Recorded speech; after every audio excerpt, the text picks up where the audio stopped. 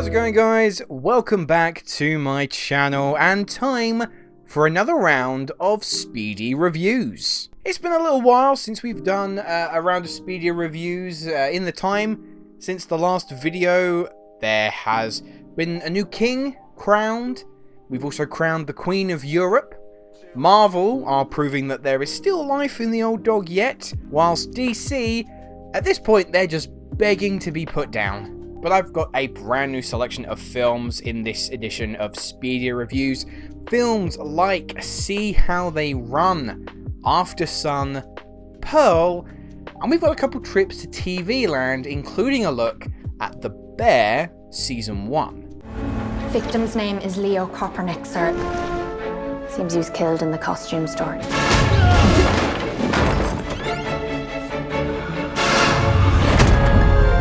And then he was deposited here.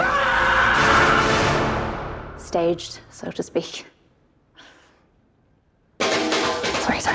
You've got to love a good old-fashioned whodunit, and there is none more iconic or seemingly everlasting than Agatha Christie's The Mousetrap. And that is exactly what See How They Run is based around. A murder is committed backstage and the stars and management are the suspects.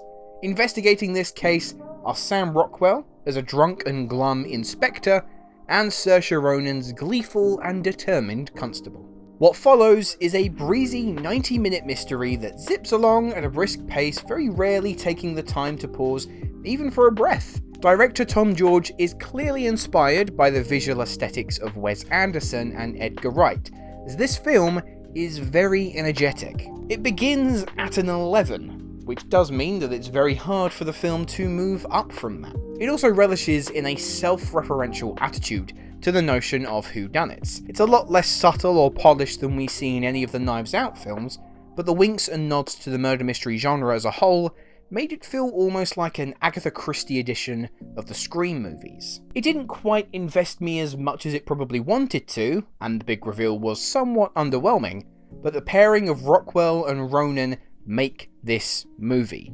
Their comedic skills were firing on full cylinders for this. It is an ideal Sunday afternoon watch. I'm gonna give See How They Run a 7.5 out of 10. So, is this runway casting for a grumpy brand or a smiley brand? So it's a grumpy brand, yeah? Congratulations! Show me that Balenciaga look. Suddenly I'm dressed in something way less expensive. It's H&M! Yay! Balenciaga! And H&M! Balenciaga! And H&M! We might be quite a few months removed from the Oscars, but I did a bit of a recap over the past few months, and now we turn to Ruben Östlund's Palme d'Or winning Triangle of Sadness, a scathing satire discussing themes such as class and privilege. Sorry, that was a bit forward, wasn't it? I'll make it a little bit more subtle, like the movie does. This is a very subtle satire on the rich and wealthy. I just want to make that clear to everyone. The rich and wealthy. We don't like them. Look, I actually loved Östlund's previous film, The Square. That, for me, was scathing satire on the concept of what constitutes as art these days. For Triangle of Sadness, Östlund is clearly wanting to say something about the class system, but his points may as well derive to rich people suck. And I found the execution of such themes to barely even make ripples on the surface levels. Characters and story do not exist in this film. They either service the idea that rich people suck, or they help someone else service that same idea. The performances are almost devoid of life at points. There was simply nothing to pull you in. Sure, it's well shot, but there's no flow. For someone who was nominated for Best Director, I thought the directing was incredibly poor from Ruben Östlund. At no point in this film did I feel like I had a solid footing on what was going on and what it was about. There's ambiguous storytelling, and then there's pretentious nonsense, and I'll give you a guess where this fell for me. It was pretentious nonsense, and self-indulgent pretentious nonsense at that. It evened out a little in the third act, and Dolly de Leon gave the best performance in the ensemble, but even by then, it just wasn't enough to win me over. It's quite the honking disappointment, and maybe don't watch it when eating. I'm gonna give Triangle of Sadness a 4 out of 10. We know that we've not imagined these attacks. We know that we are bruised and terrified. Hope for the unknown is good. It is better than hatred of the familiar.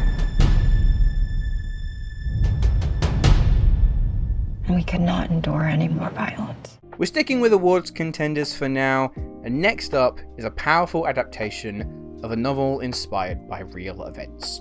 Women Talking is predominantly a self-contained conversational drama set in one solitary location, in this instance a barn, as women of a Mennonite colony discuss their safety and plans to leave after suffering endless sexual attacks at the hands of the men from the colony. Sarah Polley writes and directs, and the option to keep the movie so contained does help keep focus on these women and their experiences, and that allows the performances of these women, as well as Ben Whishaw, who plays a kinder, softer man of the colony, a real chance to flourish. Particular standouts for me were Jessie Buckley, whose character is perhaps the most conflicted over this decision, whilst Claire Foy is bubbling with deep-seated anger over these actions. Sadly though, I just didn't get as on board with Women Talking as lots of other people have. For me, it was well acted and featured a powerful story of these women, but it was simply too much of a slow burn for me. I found Polley's direction to be too tedious for my liking, which in turn caused the pace to feel unexpectedly ponderous. A film such as this relies on engaging dialogue, and a lot of the time, the lines didn't come across natural, but like it was a constructed screenplay. It was effective in outlining the bravery of these women, but I can't say I'd ever consider wanting to rewatch. I'm gonna give Women Talking a 5 out of 10. Silverio. Silverio. Silverio. Ya levántate, Silverio. The four-time Oscar-winning writer-director Alejandro González Iñárritu returns to the filmmaking scene with an almighty wallop, but perhaps not with the acclaim many would typically expect. Bardo is a very strange, original movie that is quite a difficult challenge to summarize. Our central character, Silverio, is an award-winning journalist who moved from Mexico to Los Angeles, and is now suffering a severe existential crisis as he reflects on his life and attempts to grapple with his sense of national identity. Now, if that sounds like a heavy story, it's because it is. It's also pretty frickin' strange too. Iñárritu has never been one to tell a story in a conventional manner. Heck, Birdman has all of these fantastical sequences that are supposed to question Michael Keaton's character's own sense of reality. And the same goes for Bardo. Iñárritu crafts spectacular set pieces full of strange, bizarre imagery, squeezing metaphors out left, right, and center. However, I've rarely felt anything towards this movie. Not to mention, the 150-minute plus runtime can really test your patience when you don't have a Scooby-Doo what's happening half the time. As is expected with an Iñárritu project, the cinematography is a work of art, and the film works best for me when analysing Silverio's battle for identity, and how clearly introspective it is for Iñárritu. But Bardo was a touch too self-indulgent for my liking, and a film I can't see myself revisiting anytime soon. I'm going to give Bardo, False Chronicle of a Handful of Truths, a 6 out of 10. Why don't you go over and introduce yourself? Dad, no, they're like kids. Why don't you go over and introduce yourself? Sophie, they're like old. Now, Aftersun was a film I had been hearing rave reviews about for months and months, and unfortunately I just never found the time to sit down and watch it. But as we were gearing up for the Oscars, I found that time. And look, whilst I'm not swinging from the rafters declaring it as the year's best film, it's pretty darn good. And for a debuting director in Charlotte Wells, I think she shows a lot of promise in her career to come. It follows a dad and his daughter Sophie as they take a holiday to a Turkish resort. There, they'll enjoy the sea, some parties, but it's only when an adult Sophie looks back on those memories with her dad, she realises that her father wasn't quite the man she thought he was. Aftersun is essentially a two-hander between Paul Mescal and Frankie Carrillo, both of them delivering first-rate performances. Mescal is particularly good at playing a very complex character, hiding so much of his true personality simply for the sake of his daughter, whilst Carrillo is effortlessly genuine, helping to anchor and ground this film to make it all feel very, very real. Aftersun is a little over 90 minutes long, and I'm not gonna lie, at points it felt double that. The first half is just unreasonably slow. Playing at such a muted volume, I felt myself screaming at the volume to just turn itself up a notch. Thankfully, it did stick the landing, with an ending that still retained its sense of realism and with earned emotion creeping in, but left me deep in contemplation as the credits rolled. Believe me, Under Pressure by Queen and David Bowie has never been used in a way like this. I'm going to give Aftersun a 7 out of 10. Please, Lord, make me the biggest star the world has ever known, so that I'll make it far, far away from this place. Well, caring for your family during these times is admirable, but you only get one take at this life. If only they would just die. Pardon? Nothing. Towards the start of 2022, writer-director Ty West impressed critics with his new horror, X, an 80s slasher set on a remote farm as a group of porn actors and filmmakers hire out a little cabin to shoot a new film, but they soon encounter the farm owners, two old, horny, homicidal maniacs. I was relatively lukewarm. With X, I thought the conversation surrounding beauty standards was a unique topic for a horror movie to discuss, but I wasn't overly impressed with the slasher action. Pearl is a prequel to X, taking place in the year of 1918, as Pearl, played once again by Mia Goth, is determined to make a name for herself as a showbiz star and leave the confines of her family's farm behind. But as we soon find out, Pearl is quick to anger, and when anger strikes, blood will likely flow. The shining star of Pearl is Mia Goth. This is one of the most amazing performances I've seen all year, and it's a crying shame she didn't even get a sniff in at the award season just gone. We all know how well she can do intensity, but this is unbelievable levels of deranged. Goth delivers an almost 10-minute monologue, all in one take, as she goes from sobbing to spluttering to screaming in anger.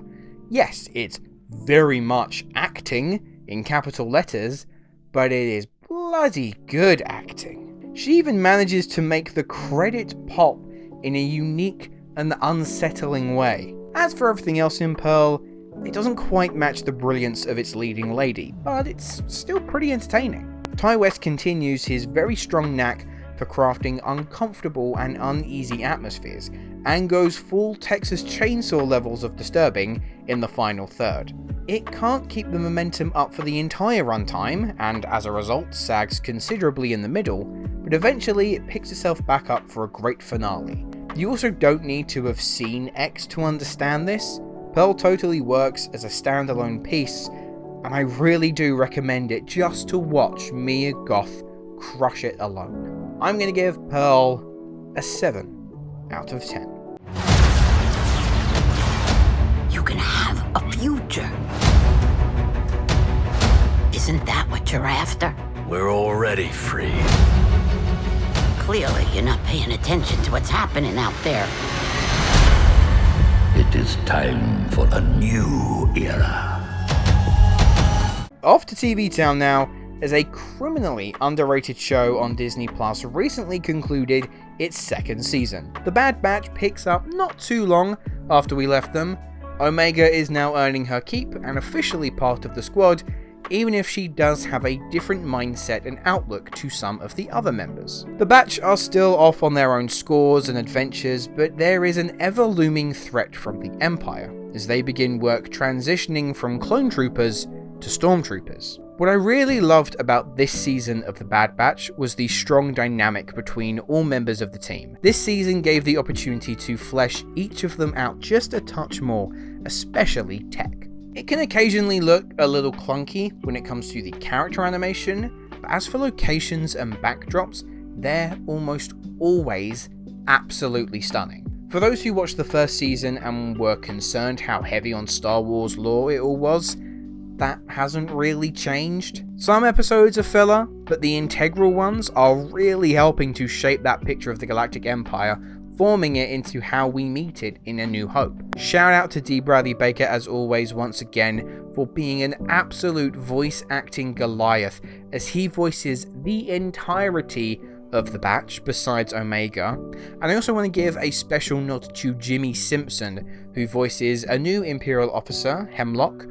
He's softly spoken, yet incredibly intense, and I found him to be a very effective adversary for the Bad Batch. The season definitely ends in an almost Empire Strikes Back-like way, where it's not exactly a win for the team by the end, and seeing where we've now left things, Season 3 can't get here soon enough. I'm going to give The Bad Batch Season 2 an 8 out of 10.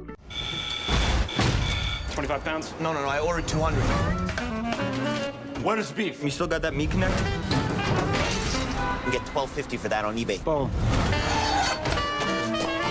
You cut vegetables like a bitch. Not system. System, baby. System! This is your brother's house. I was running it fine without you. Why didn't he leave it to you then? Now, The Bear is a show that I had heard rave reviews of when it first aired last year, but it's taken me a little while to get round to watching it. Well, I did, and it was fantastic. The show focuses on an array of characters, but at the centre is Kami, a young and talented chef who has studied at some of the best restaurants in the world. However, following the death of his brother, Kami is left a beat-down and dysfunctional sandwich shop in Chicago. So whilst he aims to elevate it and take it to the next level, it's safe to say he runs into more than a few roadblocks.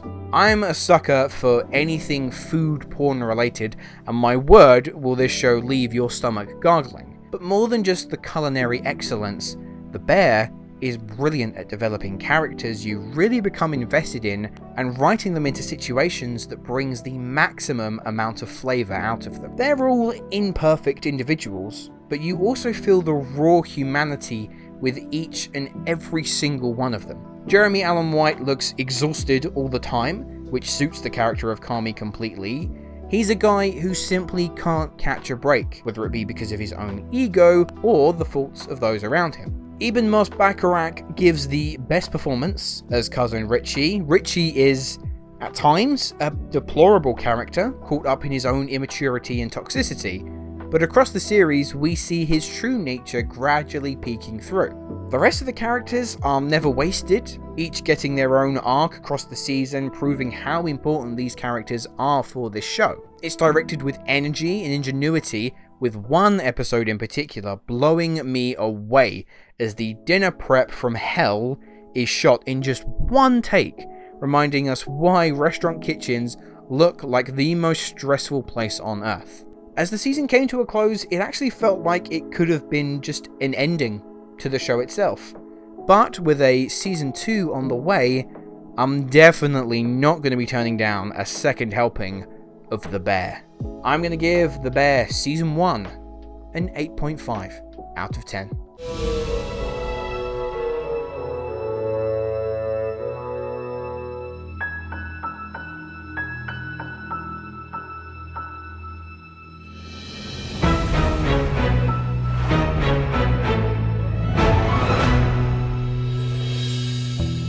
Are you there, God? It's me, Margaret. This is the newest film from writer-director Kelly Fremon Craig, who you may know as the director from the sorely underseen The Edge of 17, one of the most criminally underrated coming-of-age movies. And Craig is back in that coming-of-age wheelhouse once again. It's based on the incredibly popular novel by Judy Blume, that admittedly isn't as well known here in the UK, but in the States it's almost like a bible of understanding puberty among teenage girls. And that's what struck me most about this film, is how open and honest it is. Puberty in girls is often a taboo within Hollywood. Turning Red is one of the only films I've ever seen address it head on. Well, until this. There are frank, and also quite humorous discussions about periods, getting your first bra, having your first crush. Craig writes and directs them all in such a way where the awkwardness and comedy can be universal for all, but will particularly resonate with those that have been in that exact situation, which was definitely the case in my screening. Helping lift the material even higher are performances that really do shine. Rachel McAdams plays the mum of Margaret and is charm and warmth personified.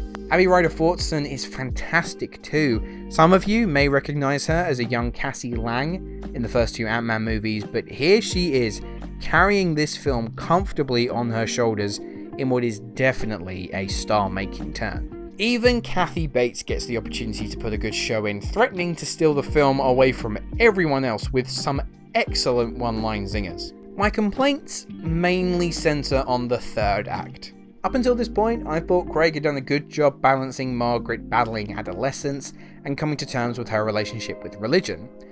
But as the third act hits, that relationship no longer remains balanced, and almost all focus shifts to religion, meaning that some of the arcs relating to friends and other situations aren't resolved properly. Are You There, God? It's Me, Margaret is the definition of a comfort watch. It's immensely likeable, wears its heart on its sleeve, and is easy to get wrapped up in. Can't say I'll be rushing to give this a go anytime soon, but for those 106 minutes, I was pleasantly entertained.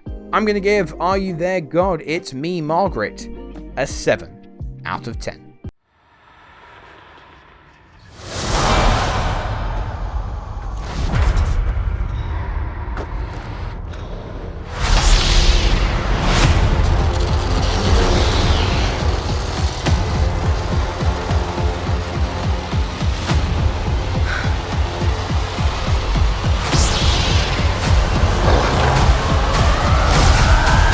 And capping off this round of Speedy reviews, we're travelling back to a galaxy far, far away for Season 2 of Star Wars Visions. It's a unique concept for the Star Wars franchise. We have 9 short episodes telling individual stories, disconnected from the main plot threads, and telling stories from the wide stretches of the galaxy, be they all the way in the past or set in more familiar times. The other unique aspect about Visions is that each episode for Season 2 has been produced and made by different animation groups, each typically specializing in a different style of animation. And the end result is a very stunning selection of Star Wars adventures that utilize the filmmaking method of animation to its most creative lengths. Whether it be hurtling through space or a few intense lightsaber fights, they all look amazing.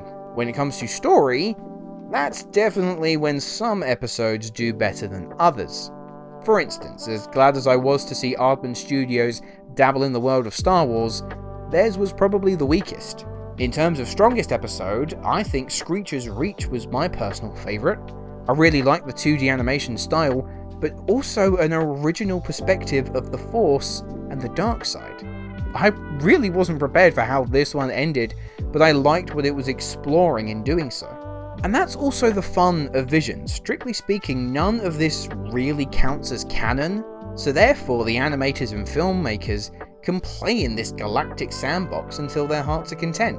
And this is plain to see across all the episodes. Look, it's by no means integral viewing, but it is a strong recommendation for Star Wars lifers and those just wanting to see some exciting voices from animation. I'm going to give Star Wars Visions Season 2 a 7 out of 10. Anyway guys, those are my thoughts on all of those films and TV shows. Let me know, have you had a chance to see any of them yet? What did you think? Leave your thoughts in the comments below. But that's all we have time for here today, so thank you very much for tuning in to this round of Speedy Reviews, and I will see you in the next video. Hello, thank you so much for watching. I hope you enjoyed the video. If you have, make sure to click that like button, and if you aren't already, click that subscribe button too.